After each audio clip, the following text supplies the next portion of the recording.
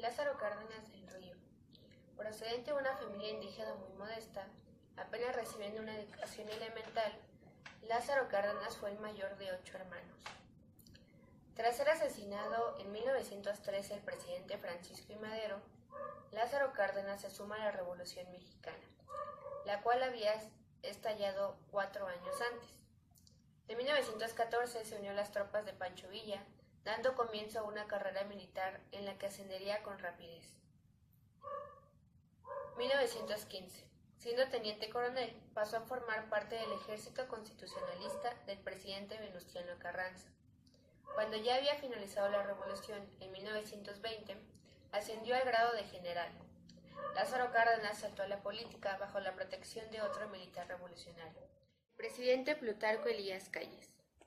En 1928 fue elegido gobernador de Michoacán, cargo que aprovechó para realizar una importante labor reformadora que acreditó su valía política en todo el país. Creó numerosas escuelas, impulsó el reparto de tierras y promovió las asociaciones sindicales y la democratización de la universidad. Posteriormente fue el ministro del Interior con Pascual Ortiz Rubio y ministro de la Guerra de 1932 a 1930. En 1934 ganó las elecciones presidenciales, siempre bajo la protección de Calles, que seguía ejerciendo gran influencia en la vida política mexicana. Pero, una vez en el poder, se emancipó de su y adoptó una línea política propia, más inclinada hacia la izquierda. Expulsó del país a su antiguo protector, que hubo de exiliarse en Estados Unidos en 1936. Creó el Partido Revolucionario Mexicano, antecedente del posterior al PRI, en el cual se integraron un amplio espectro de reformistas y progresistas, comunistas y socialistas, liberales radicales, la Confederación de Trabajadores Mexicanos y la Confederación Nacional de Campesinos. En la presidencia de Cárdenas, bajo el lema México para los mexicanos, Cárdenas llevó adelante una política de nacionalizaciones, especialmente trascendente por lo que respecta al petróleo. Ello le enfrentó en Estados Unidos y le obligó a buscar compradores en Alemania. En Veracruz, promueve la formación de organizaciones obreras. En Oaxaca, visita la zona Mije y anota que tiene caídas de agua, para dotarse de una instalación hidráulica para luz, molino, tierra, entre otros. En Chiapas, escribe en sus apuntes que iniciará el desarrollo del sureste, llevando el ferrocarril que unirá el Istmo con Campeche y aprovechando la energía eléctrica de los ríos. Su anhelo es que las clases trabajadoras tengan abiertas las puertas del poder. En julio, inicia su gira por los estados del norte. Da cuenta de las desesperadas condiciones en que viven los tarahumaras y el problema de los braceros.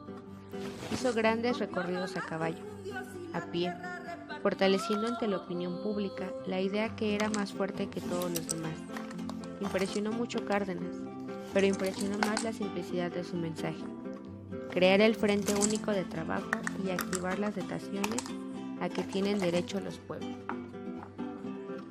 Cárdenas impulsó la reforma agraria, combatió el latifundismo, nacionalizó los ferrocarriles y estableció una enseñanza pública laica, gratuita y obligatoria. En definitiva, todo un giro socializante del México post-revolucionario, que hay que situar en el contexto de la depresión económica mundial de los años 30 en Estados Unidos.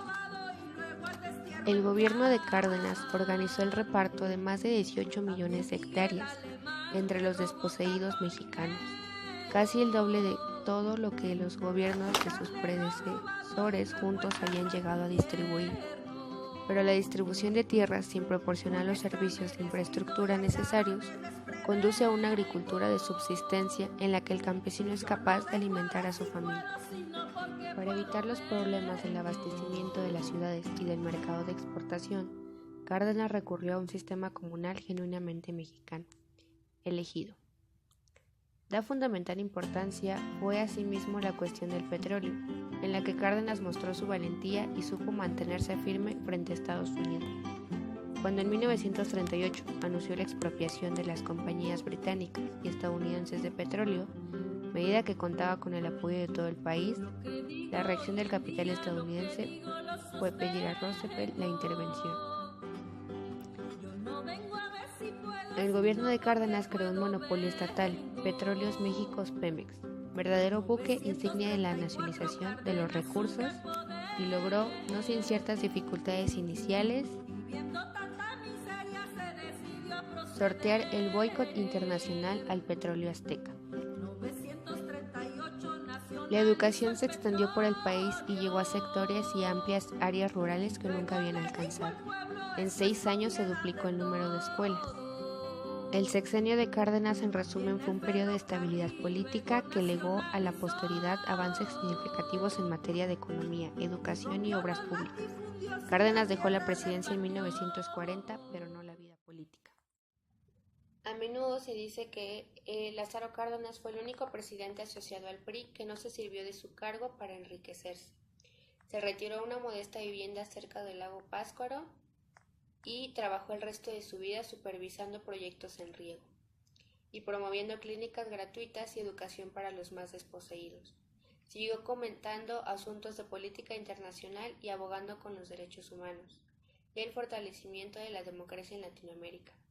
Murió víctima de cáncer en la Ciudad de México el 19 de octubre de 1970, en la Ciudad de México. Aún es recordado como uno de los presidentes más populares en la historia de su país.